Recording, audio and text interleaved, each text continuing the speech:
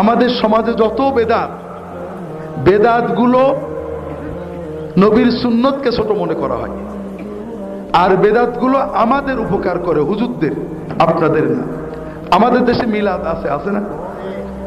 আমরা মিলাদের পক্ষে বিপক্ষে বলছি না, তবে একটু বোঝেন, রাসূলুল্লাহ সাল্লাল্লাহু আলাইহি ওয়াসাল্লাম আমাদেরকে মিলাদ শিখিয়েছেন। যে কাজ নবী করেননি সে কাজ কোনো দিন না। রাসূলুল্লাহ সাল্লাল্লাহু আলাইহি ওয়াসাল্লাম সোমবারে রোজা রাখতেন, কারণ সোমবারে তিনি জন্মগ্রহণ করেন, সোমবারেই তিনি নবুয়ত পান। কথা কি বুঝতে পেরেছেন? আমার কথা বোঝেননি? তাহলে সুন্নত মিলাদ কি?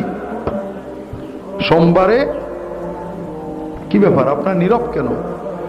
সোমবারে রোজা রাখা হলো সুন্নত মিলাদ, আর প্রতিদিন অন্তত কয়েকশো বার দরুদ পড়া, নবীজির উপরে সালাম পড়া, নবীজির জীবনী পড়া, এগুলো হলো সুন্নত মিলাদ। কথা কি বুঝতে পেরেছেন? আর আমাদের সমাজের কথা হলো, নবীজি সোমবারে রোজা রাখো না রাখো, দরুদ পড়ো না পড়ো, অন্তত বছরে একবার, না হলে বাপ মার মৃত্যুতে একবার মিলাদ পড়া লাগবে, ঠিক না? এখন বোঝেন আমাদের পক্ষে কোনটে, আপনাদের পক্ষে কোনটে।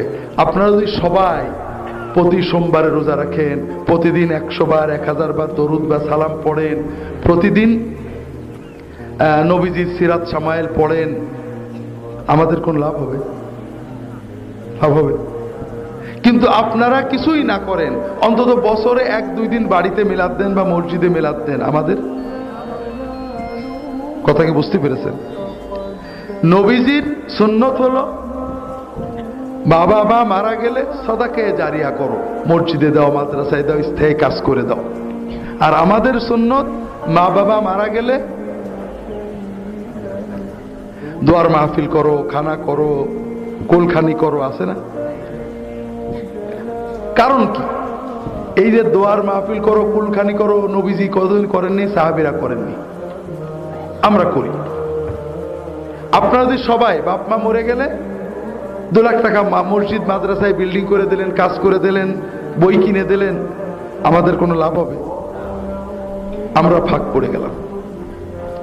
আর যদি আপনারা খানার আয়োজন করেন, দোয়ার আয়োজন করেন, আমাদের ডাকেন, তাহলে লাভ হবে। তাহলে আমাদের লাভের কথা তো আমরা বলবই, কথা বোঝেন না? নবীর সুন্নত আপনার জন্য, সামাজিক আচরণগুলো আমাদের কিছু ভাগ আছে, আপনার কতটুকু লাগবে বলতে পারবো না। যেটা বলছিলাম ভাইরা, এই জন্য সমাজে বেদাতের দাওয়াতটা বেশি হয়ে যায়, কারণ সকল বেদাতের ভিতরেই আমাদের অনেক মাসলাহাত স্বার্থ থাকে, আর পিওর সুন্নতের ভিতরে আমাদের স্বার্থ থাকে না।